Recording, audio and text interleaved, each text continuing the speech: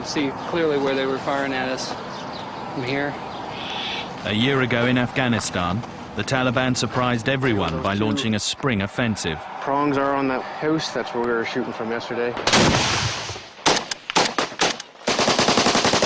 It was an attempt to take back their former stronghold in Kandahar. Hold the ground there! Take that first crew across! Get across! NATO forces counterattacked.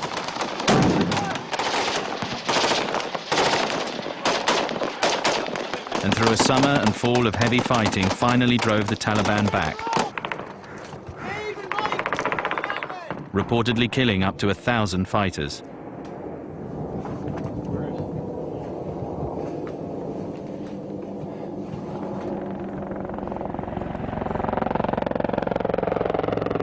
In November, I returned to Afghanistan to report on the winter campaign from a remote NATO outpost north of Kandahar.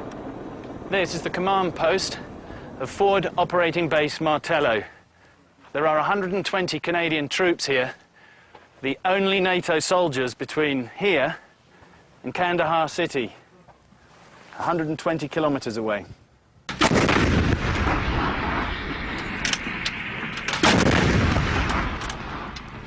After a summer of combat, this small Canadian force had been sent here to guard the main road to Kandahar. Their intelligence says hundreds of Taliban are still operating in the hills surrounding their base. Even with their heavy artillery, air cover and high-tech surveillance, these soldiers feel threatened. Where'd that shepherd go? Oh, he's still down there with his flock.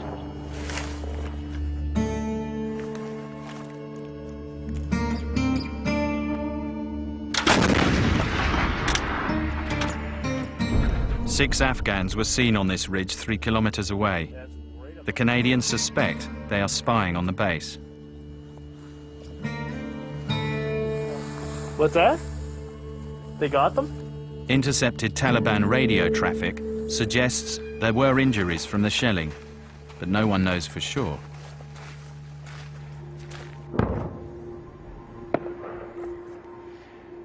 Just as I arrived at Fort Martello, the Canadian soldiers were given another mission.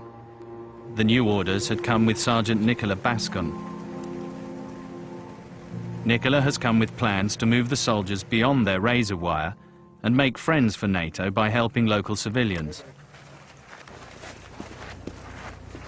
They begin with their closest neighbors in Elbak, a small village of some 30 families right next to the base.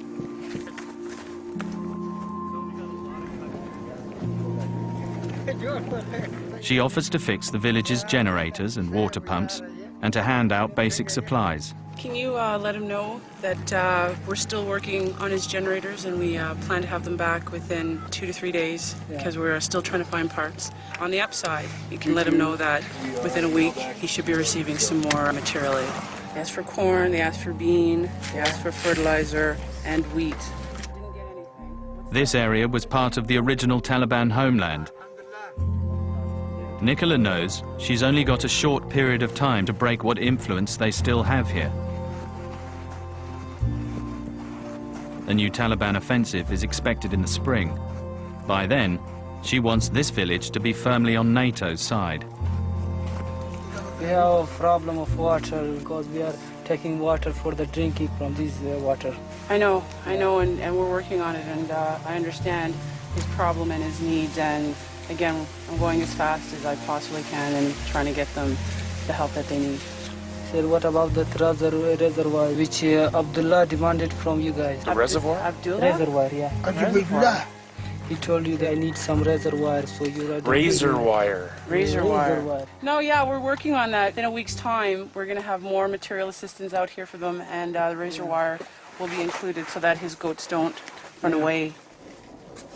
The push to help people in villages like Elbak comes directly from NATO headquarters.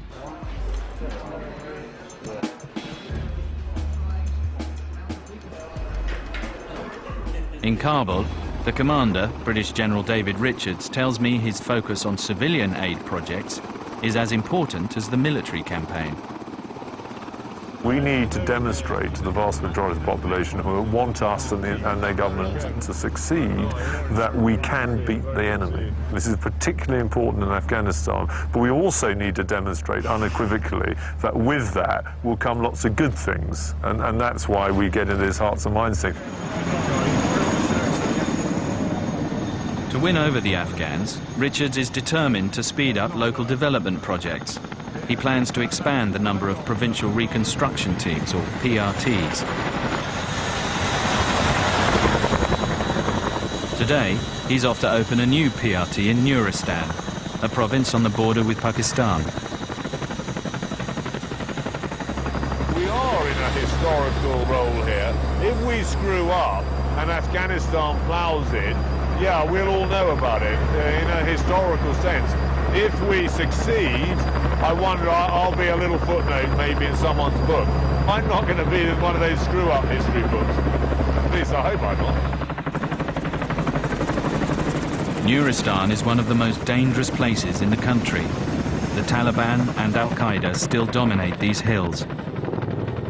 Overhead, NATO deploys B-1 bombers, A-10 tank busters, and Apache attack helicopters to protect its commander.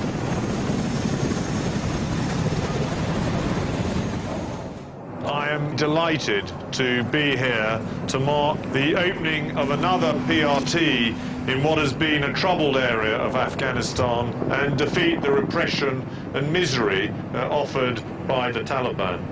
And I ask that the people of Nuristan province welcome and work with the troops.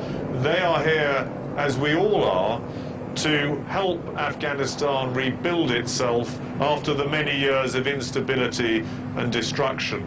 We hope that the peace and security will come in Afghanistan. Teamwork, teamwork. That's all the teamwork. Teşekkür. Bye-bye. Thank you very much. Take care.